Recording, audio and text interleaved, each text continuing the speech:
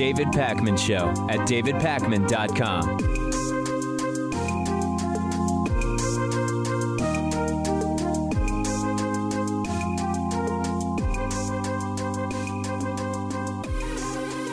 Welcome, everybody. Special welcome to all of our new audio podcast subscribers. Record week. Yesterday was the best day the audio podcast has ever had. Unbelievable. And want to welcome everybody who is carrying the show around with them in their pocket, I guess as I call it.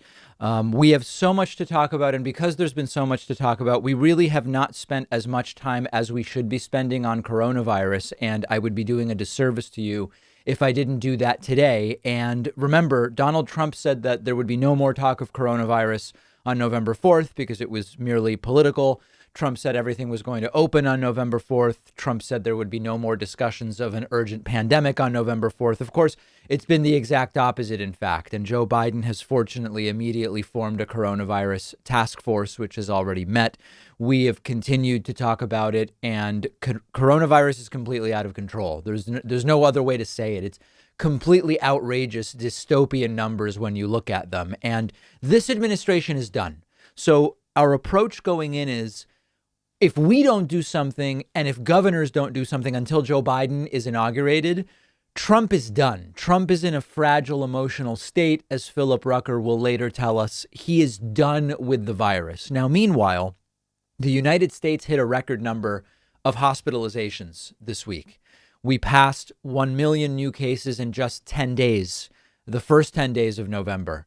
This is exploding. And the first two spikes in April and July, when you look at a case graph, they barely even look like spikes. The current third spike, during which we're seeing even 140,000 new cases per day, makes those early spikes in April and July look like little molehills. And of course, they were major spikes at the time. And Dr. Anthony Fauci warned us about this months ago. Dr. Fauci said, you could see 100,000 cases a day in the fall. And when we got to 35,000 in April and they started declining, a lot of people didn't believe Dr. Fauci, but he was right. And if anything, he wasn't aggressive enough, because we are seeing 140,000 per day. No sign of a slowdown. Deaths are also spiking. We've now had 2 days in a row with right around 1,500 deaths per day. That's a 9/11 every 2 days, and those numbers are going to go higher. Deaths today, remember, are based on cases 2 to 3 weeks ago. 2 to 3 weeks ago, we had half the cases that we do today. So in 2 to 3 more weeks, we could be seeing 2,500 deaths a day. We could be seeing 3,000 deaths a day, not out of the question. We could be seeing a 9/11 every single day. Right now, 49 out of 50 states are increasing in cases. 30 states set new records just this week. And like I said, hospitalization, there were a couple weeks there where cases were going up. Hospitalizations were not yet up. Hospitalizations have now reached a pandemic high and are clearly going higher, since 140,000 more people tested positive yesterday and the day before. I'm trying to think what state it was. I believe it's in one of the Dakotas. The governor has announced that, it must be North Dakota, because South Dakota is Kristi Noem, and this was a male governor. I believe it's the governor of North Dakota. I should be more prepared. I'm going from memory. Said hospitals are now full, and they are going to need nurses to keep working, even if they have coronavirus. Nurses with coronavirus I believe it's North Dakota, have been cleared to keep working even when they test positive, because things are that out of control. We need leadership. I know it's easy to say, listen, David, every country's having a spike. Every country is seeing a spike. Remember that many countries are on spike 2 right now. So when we look at other countries and we see they are also having record numbers, they are having record numbers related to spike number 1. Many of those countries suppressed the second spike all summer, and they are now getting to the second spike. We're already on spike number 3, and spike number 3 is putting spike number 2 to shame. All these other countries are only now getting to spike number 2.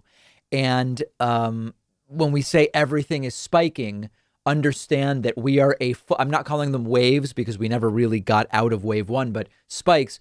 We are a full spike ahead of most of these countries, and it is an absolute and total disaster.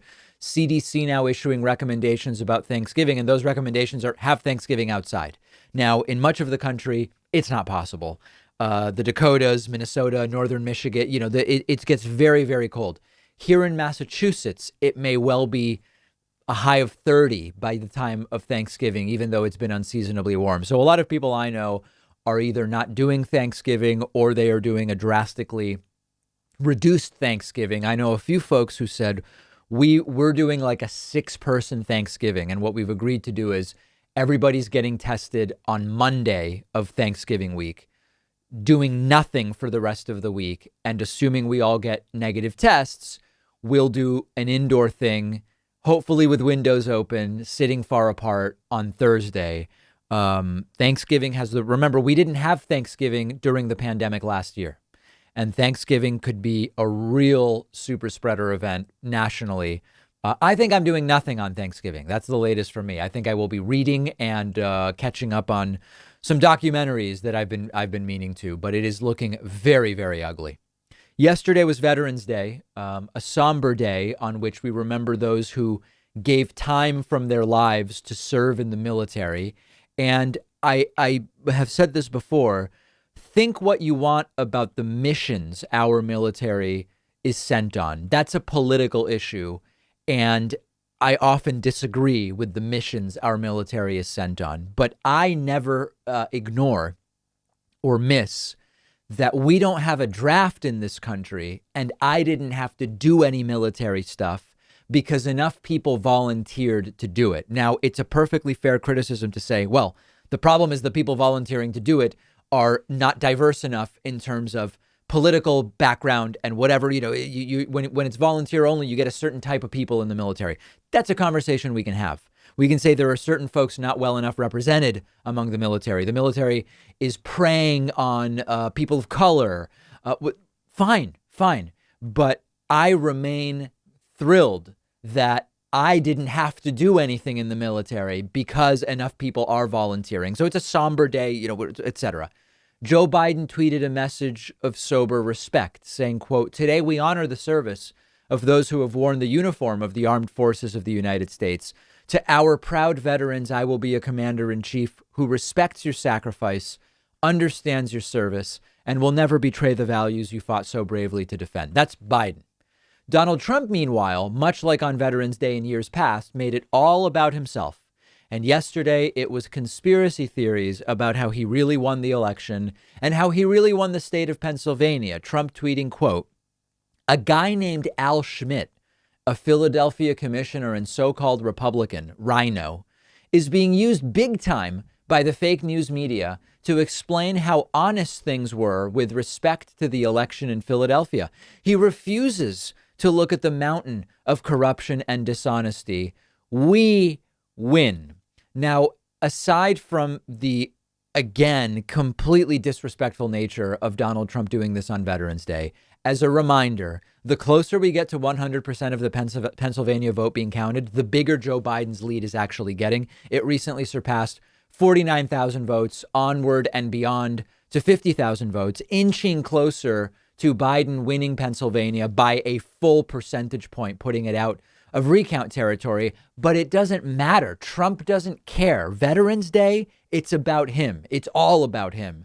Trump also tweeting just before the start of Veterans Day, video from Fox News' Laura Ingraham show, promoting once again voter fraud conspiracy theories. And this really shouldn't surprise us because Donald Trump has never cared about veterans as people. Remember that during his presidency, which will soon be over, Donald Trump cared about using the VA as an example to claim successes. Many times Donald Trump claimed, "We did Veterans Choice." In reality, that was Barack Obama's program from 2014. Trump cared about using soldiers as props. Trump even said during the coronavirus pandemic that he continued to meet with military families, Gold Star families during the pandemic. What a great guy. And he even suggested that it might have been because he continued to meet with Gold Star families that he caught coronavirus, maybe from one of them. He actually said that, if you can believe it. So what we're ultimately getting to here is, number one, this is the last Veterans Day on which Donald Trump will do this as president, unless he runs in 2024 and wins. But we're not going to really deal with that for the time being. Future Veterans Days, I do imagine Trump will continue to tweet, "I did more for veterans when I was president than anyone else," or something like that. He'll still make it about himself in the future. But the other thing which we're going to be talking about today and on tomorrow's program is that this entire voter fraud thing that Donald Trump has been pushing, it's working in a few different ways. He has convinced 86% of Republicans. We're going to look at the polling tomorrow. 86% of Republicans now believe Joe Biden is not the legitimate winner of the 2020 election. That's a very serious mind virus for which we seem to have no vaccine. There's no inoculation. I guess critical thinking and education are the inoculation, but that is there's a significant dearth of that in the United States. And also privately, the latest news is that Donald Trump knows he doesn't actually have a path to victory through these lawsuits and claims, but that he's doing it as theater. And of course, the sick reality of that is there are people who can't afford it who are donating to Donald Trump because they believe maybe their donations will help overturn the results. It's sick, and we'll deal with all of that in the next 24 hours. Let me know your thoughts about the Veterans Day fiasco, once again for Donald Trump, via Twitter, where you can find me at @dpacman. The David Pakman Show at davidpakman.com.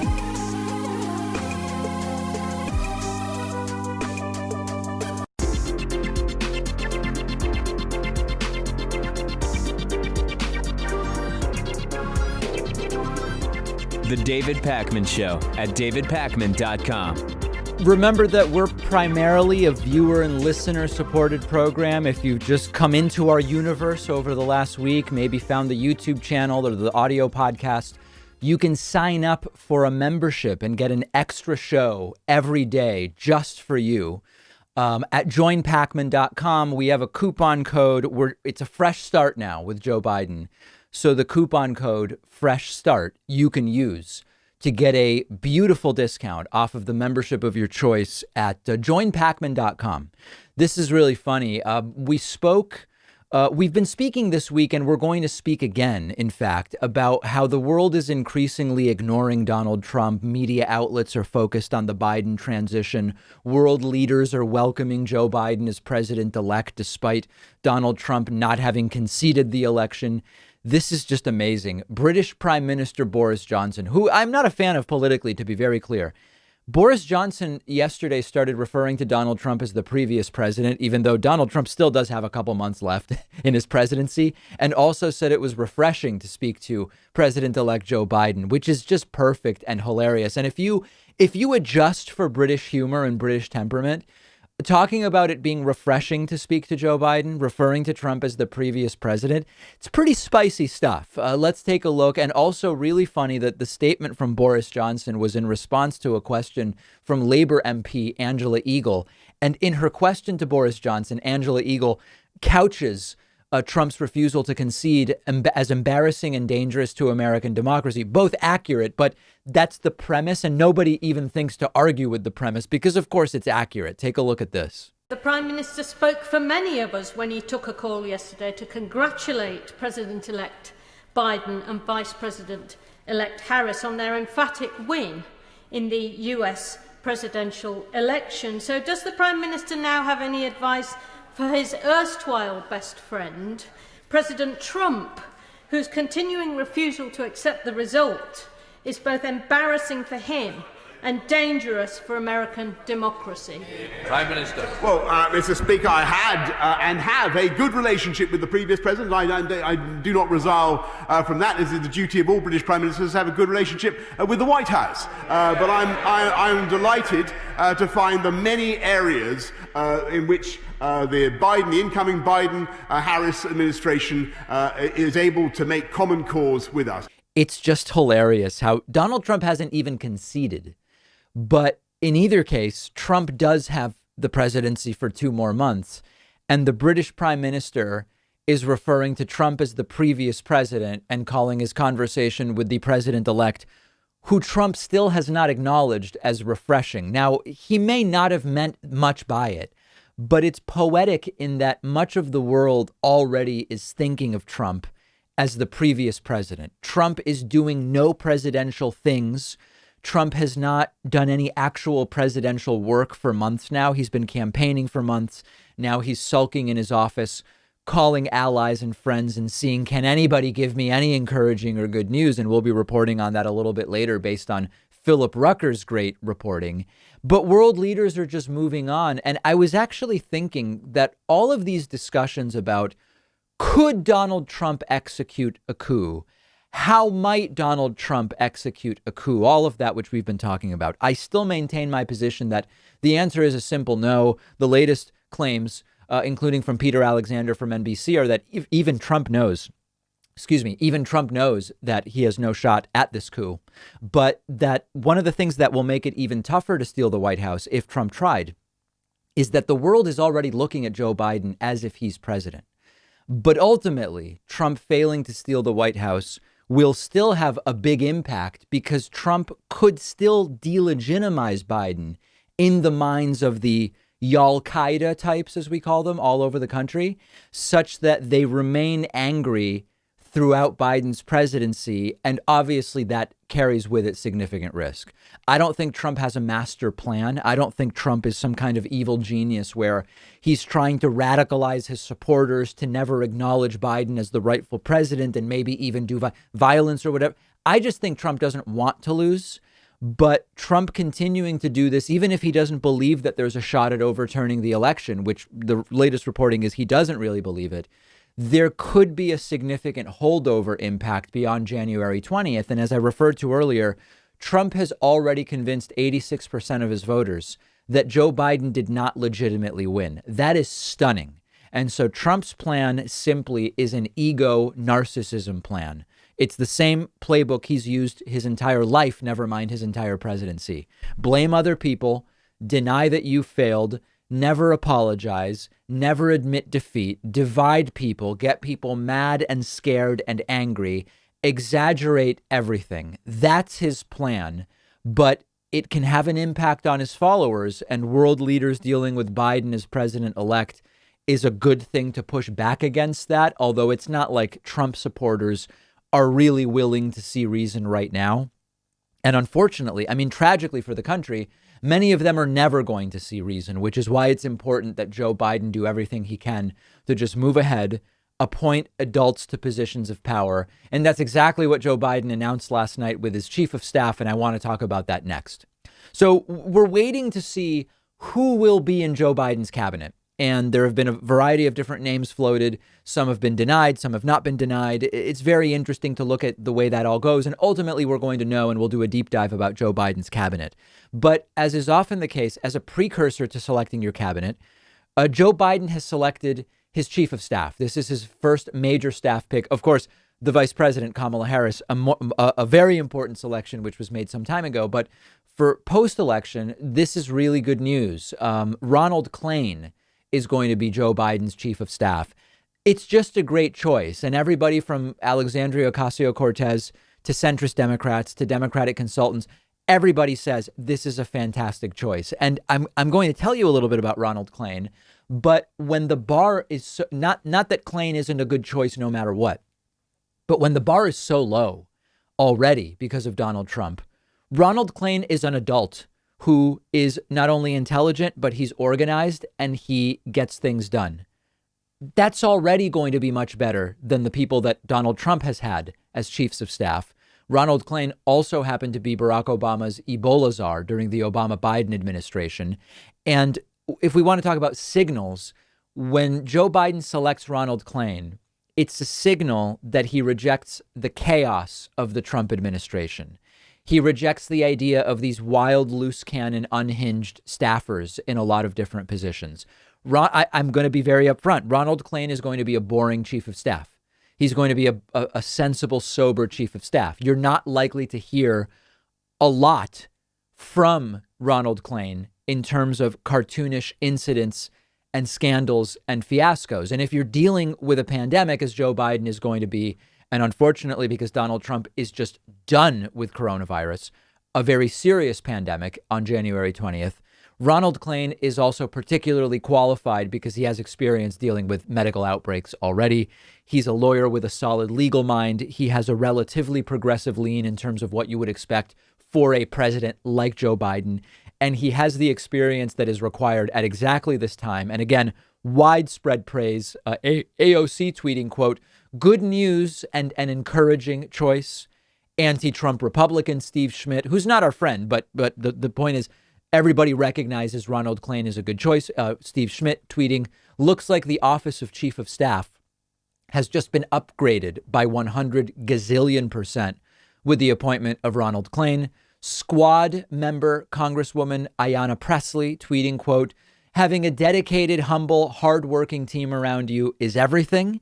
Congratulations, Ronald Klain. Encouraged to see you step into this role and look forward to working together." Senator Elizabeth Warren tweeting, "Ronald Klain is a superb choice for chief of staff. He understands the magnitude of the health and economic crisis, and he has the experience to lead this next administration through it. Ron has earned trust all across the entire Democratic Party." I think you get it. In Washington, you rarely see such unified and nearly unanimous reaction to any choice for any position ever, no matter how qualified the person is. He was on the ball. Ronald Klain was, in terms of coronavirus. He wrote back in January, nearly 11 months ago, a piece in The Atlantic where he said, or the piece was called, "Coronavirus is coming and Trump isn't ready." And he explained the ways in which Donald Trump was not ready. So eventually we're going to be doing a deep dive on Joe Biden's cabinet as it comes together, expecting some names around Thanksgiving time. But for now, the person who will be helping Biden choose the cabinet is as close to a perfect selection as there could be. And contrast it with Donald Trump's latest chief of staff, Mark Meadows, who has been running around Trump rallies with no mask, high-fiving people. Mark Meadows caught coronavirus. Mark Meadows continued to insist that Donald Trump would win, even though Donald Trump lost, and said weeks ago, "We are not going to control the pandemic," in what was arguably the most defeatist statement we've heard from any administration official about the pandemic since the start. So change is very much in the air. I don't expect to agree with every cabinet choice Joe Biden makes, but so far, this is exactly what you would want to see. Now, let me say one other thing. I've been getting a lot of emails from people linking me to articles, some articles saying Warren and Bernie are being considered for cabinet positions, and other articles saying Warren and Bernie are being frozen out of consideration for cabinet positions. With so many rumors floating around and so many cabinet positions and so much else to talk about, I don't think there's much value in me commenting on speculation about Biden's cabinet. When Biden chooses his cabinet, we will do a deep dive. We will analyze every single cabinet member. Some of you will find it boring. Some of you will find it valuable. I think it's very important. And we are going to do that to sort of set up our understanding of the Biden administration as it comes in. One of the things I think is important to think about is that when you select Democratic senators to your cabinet, their Senate seats open. Different states have different rules about who and how gets to decide on their replacement. Here in Massachusetts, we have a Republican governor currently, and at least as an interim replacement to Elizabeth Warren until there's a special election, that may mean a Republican senator replaces Elizabeth Warren. In Vermont, I actually don't know offhand exactly how it goes. But while I obviously believe that Elizabeth Warren and Bernie Sanders would be fantastic cabinet selections, Bernie could be Secretary of Labor. There's other positions he could do. Elizabeth Warren could be Secretary of Education, Treasury Secretary. You could make an argument for either of them as Secretary of Commerce. There's no doubt that these are qualified people. I do, and I don't pretend to have an answer to this question. It's not rhetorical. It's a real question. Are we better served by keeping Bernie and Warren, the two most progressive members of the Senate right now, in the Senate? I think that that's a completely legitimate question to be asking. And given that you could pick people that are arguably as good or almost as good as them for cabinet positions, although maybe they would be less recognizable in terms of name recognition, Do we gain more by keeping them in the Senate? I think that almost certainly, if Warren and Bernie leave the Senate to be in Biden's cabinet, it's a guarantee that the Senate moves to the right. When you take the two most liberal members of the Senate and you replace them with people that are arguably and almost certainly less liberal, the average political orientation of the Senate moves a little bit to the right. And I think that that's a perfectly legitimate and important thing to be talking about. And we will discuss it. If Democratic senators do make it into Biden's cabinet, we will talk about it. If they don't and there are complaints, where is Bernie? Where is Warren? We will also talk about it. A completely fundamental understanding of the reality of what happens when you take a Democratic senator out. What happens to that seat in the immediate and also in the medium to long term when there is a special election. We'll have more about Ronald Klain and Biden's cabinet on our Instagram page. Follow us there at David Pakman Show. And listen, if you're already on Instagram, follow me at david.pakman as well. The David Pakman Show at davidpakman.com.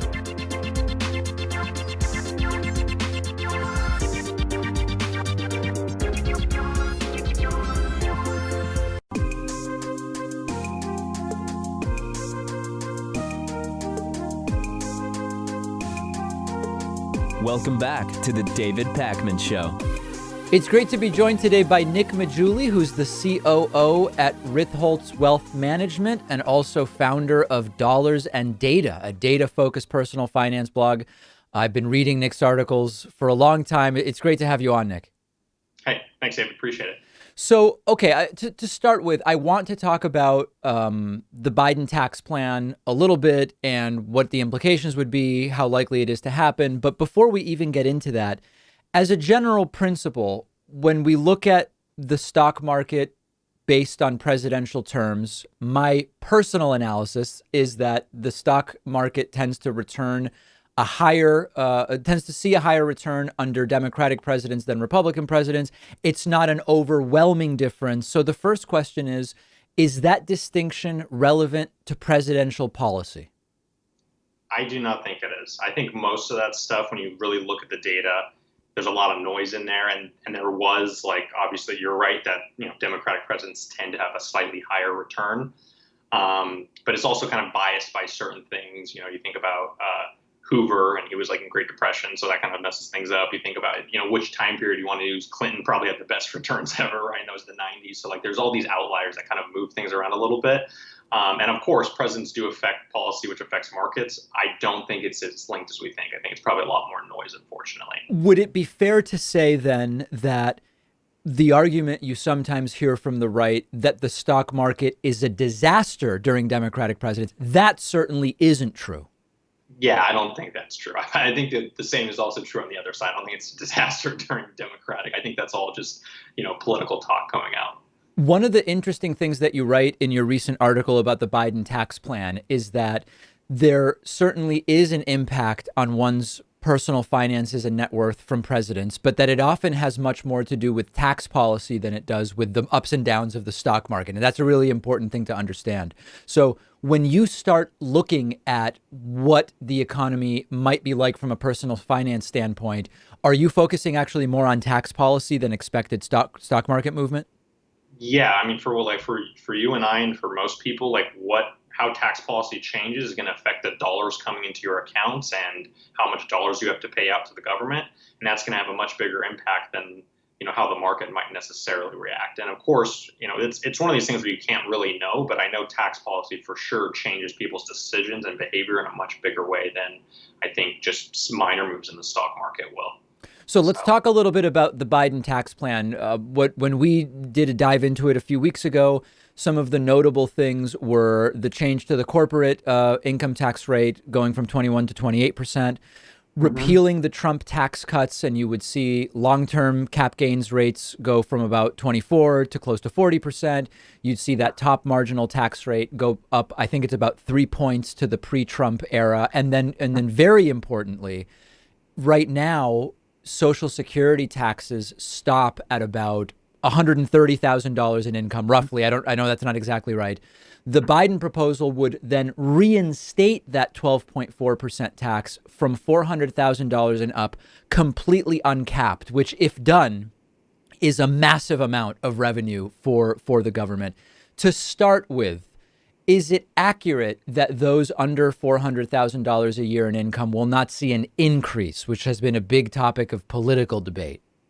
They should not see an increase in income tax. Now, if everything in the plan went through, there are certain ways in which, for example, if you're getting property, if you're inheriting property, you may have to pay taxes on that if there's unrealized gains that you wouldn't have had to pay in the current state of the world. So no income tax is going to be increased on those people, but you might see other types of taxes show up given other life events. As I said, if you're inheriting property specifically, that's one that's going to be very relevant. And with that property inheritance scenario, is that based on the size of the estate, or it could be regardless of the size of the estate? So there's a little bit of both. So the estate tax right now allows for 11.6 million for single person or 23.2 for a couple. You can pass on, no estate tax. And then there's also something called stepped up basis. What that means is, let's say, your grandparents had a stock and they bought Apple in 1995 or whatever, and now it's got $1 million in gains. When they die, they can pass that on to their heirs. No tax is owed on the gain. But if they get rid of that rule, anyone, regardless of who you are, you get that you're going to have to pay the tax on the difference there. And that's also true of real estate, among other things. Now, I don't think that's actually going to pass. I've talked to a lot of tax professionals about this. So there's no way stepped up basis is going to be completely gotten rid of, because it's a very complex thing. I think the reason they use it to get rid of stepped up basis is because it's just simpler not to have to track how you improved a real estate property for over 40 years and every single home repair, and then try and track the basis of that is a nightmare for the IRS and for individuals. So that's why they just kind of wipe it clean. It's just a little bit easier that way. So I want to talk about the likelihood of any of these different things passing. Now, to even start that conversation, if Democrats don't take control of the Senate with a 50-50 tie by getting the 2 Georgia runoffs, having Kamala Harris as the tie-breaking vote, does any of this stuff pass, or is this all, is tax reform even getting done without a Democratic Senate?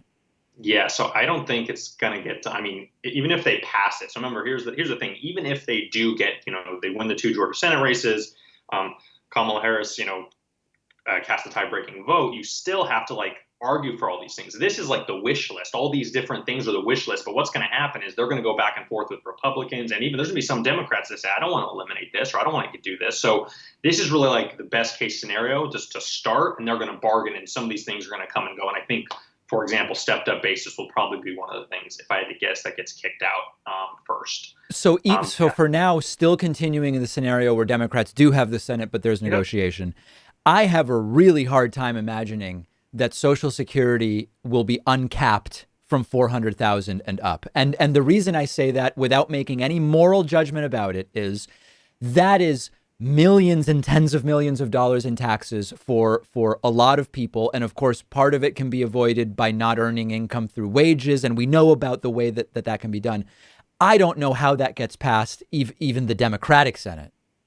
Mm-hmm. Yeah, that's a good point. I think, you're right in terms of talking about people would just, immediately companies your new salary cap is $400,000 and we're going to pay you all this extra equity income or this extra thing. They're going to find ways to get money to you in ways that are not classified as labor income. Now, I think some people are probably still just going to take the hit and the employer has to take 6%, I have to pay 6%, whatever. But a lot of people are going to shift salaries around, and there's gonna be there's gonna be the 400K club out there. So I promise that. So what's the most reliable way? I have sometimes financial advisors who will write to me or they'll call into my show and they'll say, we already know that just increasing income tax rates is not a great way to capture necessarily more revenue, because a lot of really wealthy people are not earning through wages. So then you've got to maybe look at capital gains. But then there's also different ways to avoid paying capital gains taxes, or you can always just kind of wait it out, because with capital gains, a lot of it has to do with when are you realizing the gain. And if you don't like what you would pay now, you can wait for a different administration. In your experience, if the government was determined, we want to capture more of the different types of income that people are making, what would be the most sort of ironclad way to do it? That's a great question. I think this is the question that's like everyone's trying to figure out, how do you curb inequality, really? That's really the question. How do you curb inequality? And someone's like, okay, we can just raise capital gains. Like, well, let's say the probability of this whole thing happening where, Democrats take over the Senate, let's say it's like a 95% chance. Right now, predicted it's putting it like 24, 25%.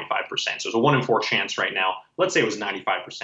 What you're going to see is people are going to start realizing the gains now. They're going to start going through. There was even this thing where in 2010, I think the estate tax was like 0, and a surprisingly large number of people happened to die that year. So it's like people will literally change their lives and somehow just accept the grave to avoid taxes. So I don't know what's the best way to do that. I wish I had a better answer for you. Like, you can do things like that. People have tried wealth taxes, but that's like on the really, really, rich people. But that's tough. Like, how do you determine wealth? How do you, capture that? How prevent people from fleeing? There's all sorts of ways to get at this. I think it's really difficult. I mean, capital gains is a start, but it depends how big the jump is. I mean, 23.8 to 39.6% is a big jump, and that's going to change people's behavior if that were to happen. So then going to the next scenario, which is Democrats don't get the Senate, is there any tax reform getting done in the next 2 years if Democrats don't get the Senate? I don't think so. I think we're going to be in gridlock. I mean, I'm obviously not an expert at that thing, but I don't see how it's going to happen. How, Republicans, if they can prevent it from happening, they're happy with what's going on right now. So I think we'll just have more of the same. So for the average person who makes an average salary, maybe has access to some kind of matching contribution. If they're in education, maybe it's a 403B or a 401k. With our staff, we do a simple IRA. Average person, normal person. Does it make any sense to be making any changes to what you are doing on the basis of who is in the White House? I would say no. Definitely not. I mean, as going back to kind of our earlier discussion, like, markets rise, markets fall under any sort of president. You can look through history, like they have drawdowns, 20, 30% drawdowns, almost every single president.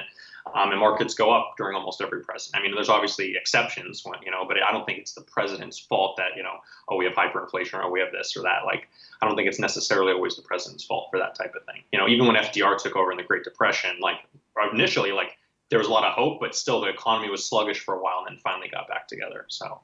When the when the initial coronavirus dip happened in sort of like mid-March, the internet was riddled with hot takes about sell now or buy more, options or wait, buy back in a month, this sort of stuff. Now, my view, having read everything from Ben Graham 100 years ago and understanding what Warren Buffett's perspective is and the great Jack Bogle and so on and so forth, my view has always been, I don't think I can time the market. I don't think I'm slick enough. I've got a full-time job, and understanding that each year, a huge portion of the gain comes from a very small number of trading days. And if you're timing, you could miss one of those days and miss out on a lot of the return for a particular year. Not to mention there are tax implications to buying and selling, etc. Are there exceptions to that where it makes sense to either try to time the market based on the news cycle or legislatively or in any other way? I would generally say no. I would never try to do something like that. There are certain quantitative models that use sort of a trend following to look at like 200-day moving averages and that, but I don't want to get into all the technicality of that. There are some that do it. And even those, like a lot of those models, which traditionally have worked for the last 20 years, failed during COVID because it was such a quick decline and it came back so quickly. That quick V recovery, that the models had never seen anything like that. And so they didn't have any data to prepare for that, to jump back in. So you see a lot of people that are actually the best in the business at trend following, got a little bit burned this year, unfortunately. But that's what happens. It's just, that's the nature of markets. So briefly, just talking about corporate tax now, as we've been talking all about kind of personal financial, there's this idea, again, in the Biden tax plan of raising the corporate income tax rate from 21 to 28%. Now, a lot of small business owners, including me, set up as an S corporation. All of our income is passed through. In other words, the business itself is paying to quote Donald Trump, some statutory amount, which I think in Massachusetts is like $450 or something like that. And then basically I'm getting a K-1 as an owner and I'm paying tax on my personal income taxes. So the corporate tax rate, I don't believe actually affects me. So it's kind of a two-part question. Are small businesses affected by the corporate tax rate? Who really is affected by that? Yeah, so it depends. I mean, you're right.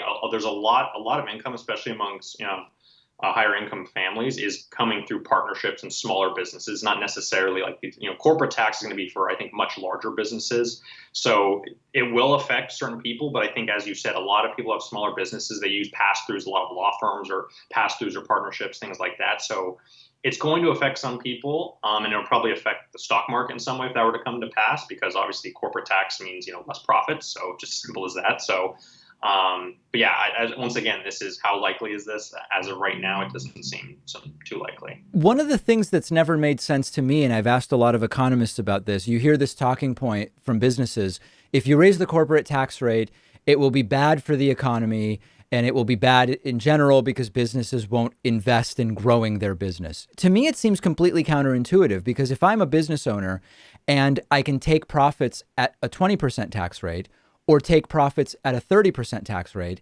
avoiding a 30% tax seems like something I would be more inclined to do. And the way you avoid tax, of course, is by making capital investments. So if you apply a demand side approach, wouldn't a higher corporate tax rate encourage investment in a business because you're incentivized to avoid what is a higher rate of tax?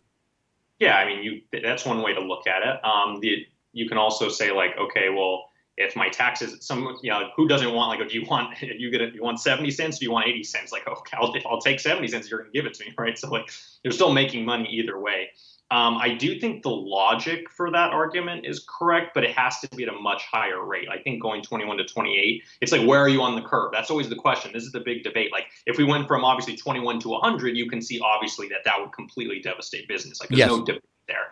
But where is that? How big is it? Measuring that's really the crux of the argument, and people argue on both sides. And I think, if it was clear, we would just know it. We wouldn't be debating it. That's the problem. A lot of these debates, the reason they're debates is because it's not clear cut in the data. And if it was clear cut, we just wouldn't debate it anymore. I think that's kind of how this works. Yeah, and there's a lot of, I think there's a lot of bad faith actors on both sides with these issues that want to create edge cases that nobody's arguing for. Like, for example, people against a $15 minimum wage will often say, well, if 15 is better because people have more money, what about 150? And of course, nobody's talking about 150. 150 wouldn't be an equilibrium wage. 150 would not be a wage that's in line with cost of living. And I'm wondering if you also think that to really discuss this stuff, we have to eliminate these kind of straw man edge cases and think about the meat of the curve, as you're talking about, not the extremes. Yeah, I don't think you can use exceptions to try and make rules or argue rules. It's really tough. There are obviously, for example, one of the biggest things in the investment literature is this whole idea of the black swan. It's like, oh, you look at this average distribution and the exception is the most important thing because the exception changes everything. So I kind of agree with some of that logic sometimes, but sometimes it's also a straw man. So when are you talking about it? Are you talking about it in a risk context? Are you talking about it in a minimum wage context? Obviously, yeah, like why not 150? Because that makes obviously no sense. Like there's too many jobs where the equilibrium wage is just far too low compared to 150 an hour. So I completely see both sides of it. But yeah, I agree that you should try to where's the meat of the distribution? I think that's a good way of looking at it. So. We've been speaking with Nick Maggiulli, who is COO at Ritholtz Wealth Management, also founder of Dollars and Data. I might have missed one of the ofs. You're founder of Dollars and Data. Yes. Personal finance blog that I subscribe to. Nick, really appreciate your time and having you on. Yes, thank you. Appreciate it, David. The David Pakman Show at davidpakman.com.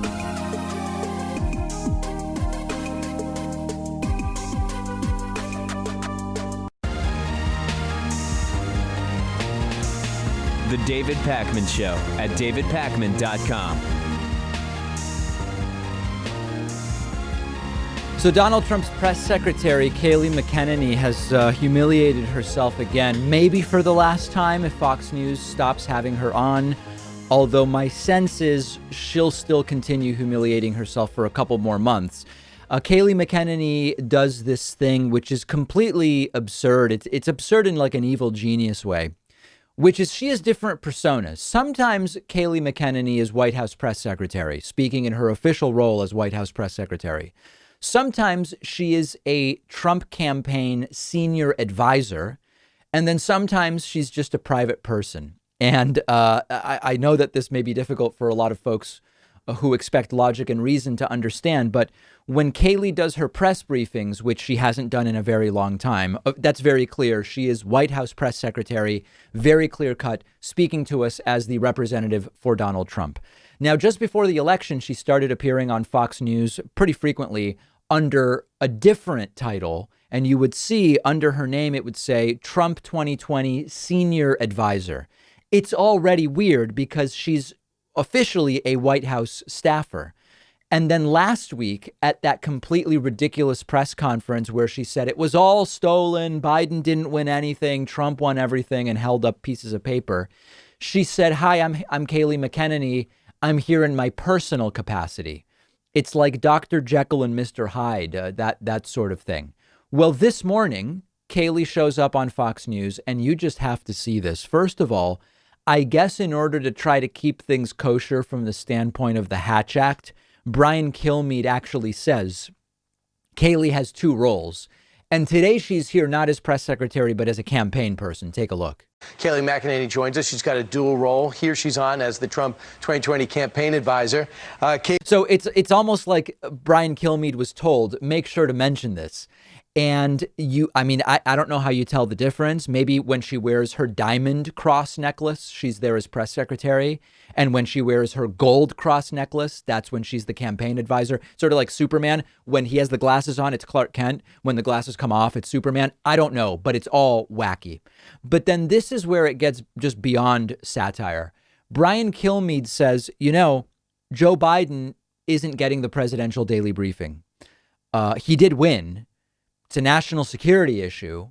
And Kayleigh says, now, that's a question for the White House. She is the White House spokesperson as press secretary, but today we have to pretend she's a different character. She's merely a lowly campaign advisor. Check this out. It's wild. A Republican, he said, listen, give Joe Biden the presidential daily brief. After all, Senator Harris she's on the Intel committee. She's getting, she has high level security access. Has the president considered that?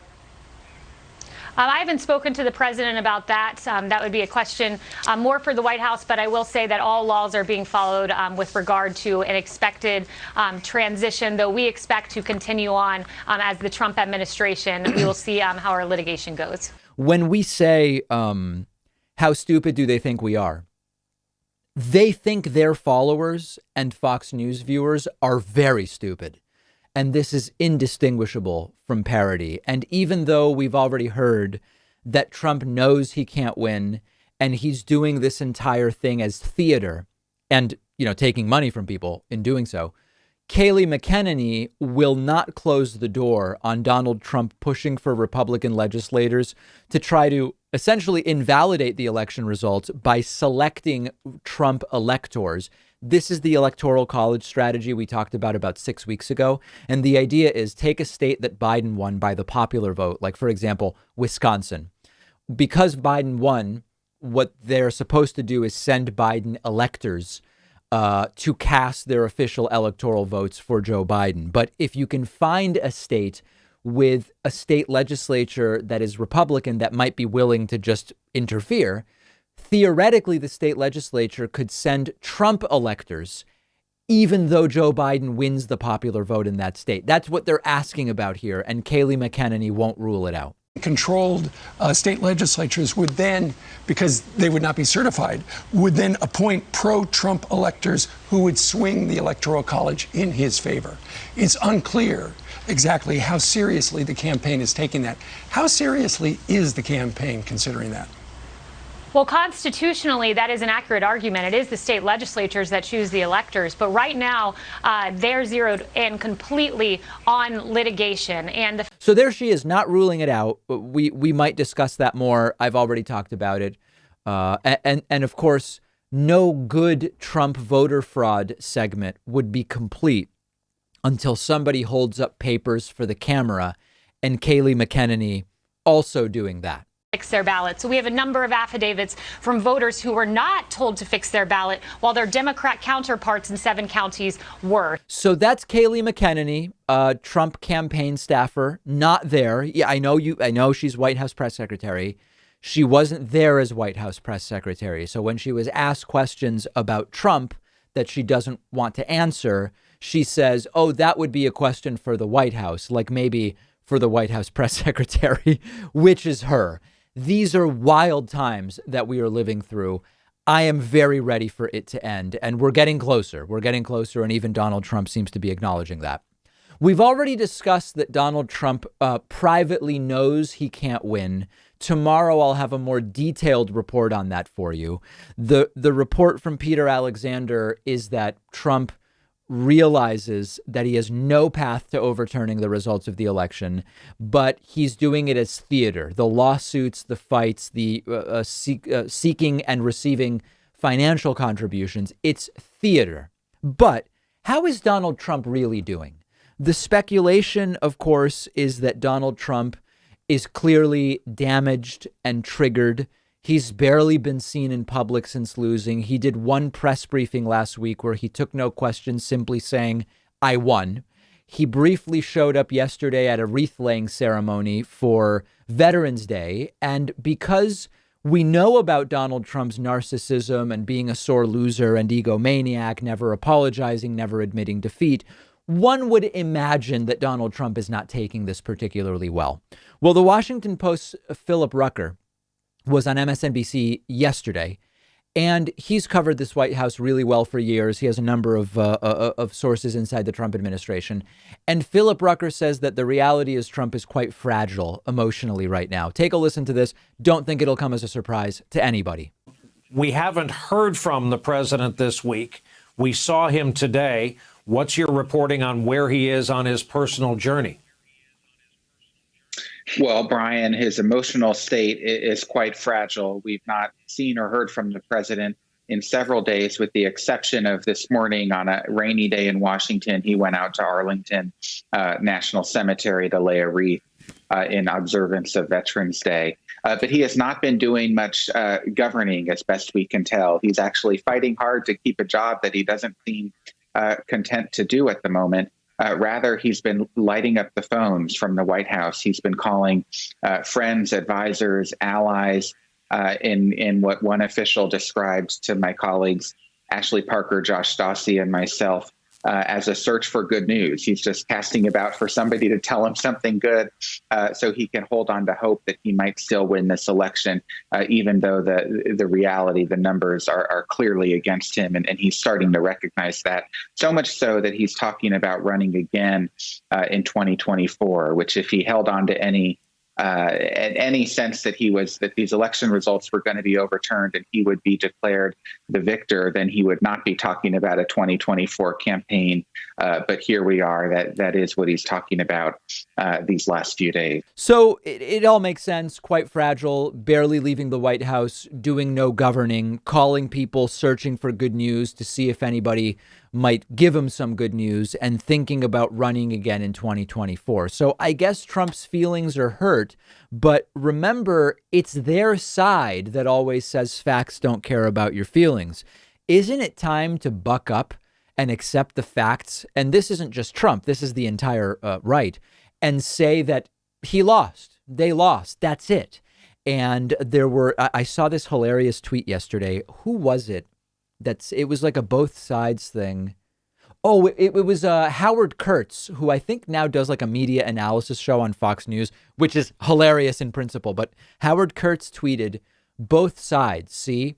And on one side, you had Trump alleging that he really won and refusing to allow the Biden transition to officially start. And then the example of the left was that Whoopi Goldberg, I guess, said Trump supporters have to suck it up, saying, look, both sides. Hold on a second.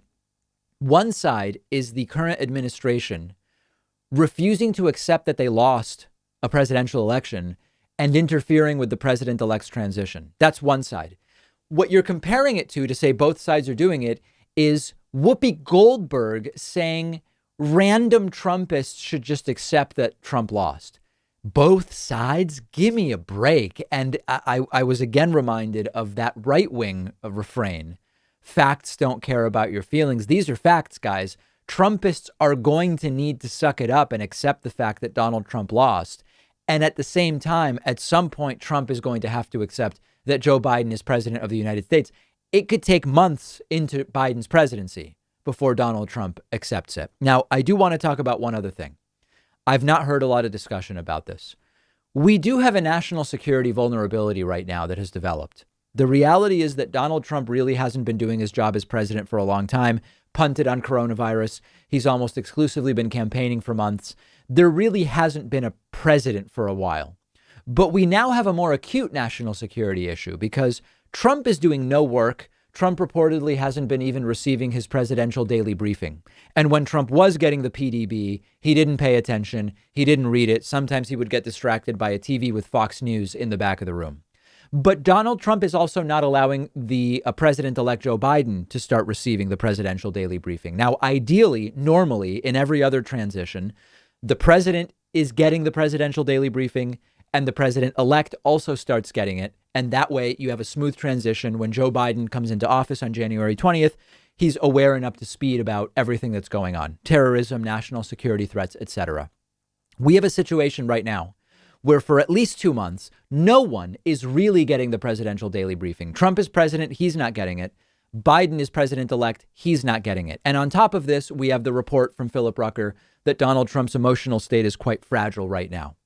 So if you're a rogue nation, if you're an adversary, if you're an enemy, if you're a terrorist organization, you know there is a window of vulnerability here for the next 2 months and maybe for some period after, as Joe Biden gets settled and gets up to speed on everything. The U.S. is likely more vulnerable than usual. This is an invitation to do bad things, for lack of a better term. It is globally known. You need no sources. You don't need to eavesdrop on anything. It is globally known that right now, there's a total absence of leadership on national security. Nobody's getting the PDB at the highest levels of government. Anyone who would want to do us harm can just turn on TV and realize what's going on. Very disturbing, all because of Donald Trump's fragile ego and lack of willingness to formally admit defeat and sign off on Joe Biden starting to get the presidential daily briefing. It's disgusting. I got a voicemail today at 2192 David P asking about impending Trump pardons. Take a listen.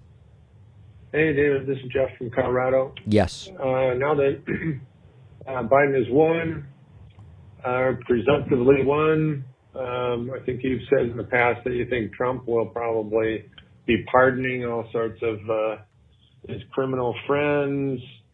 And I'm wondering two things, I guess. What else do you think he's going to do in this lame duck period? And in particular, do you think he's going to pardon himself? Okay, so at this point, there is no doubt that Donald Trump is going to pardon a bunch of his criminal friends. The stuff about, Trump resigning so Pence can pardon him preemptively, I don't think it's hugely likely, but that's partially because it would be such a crazy event. It's certainly conceivable that it could happen.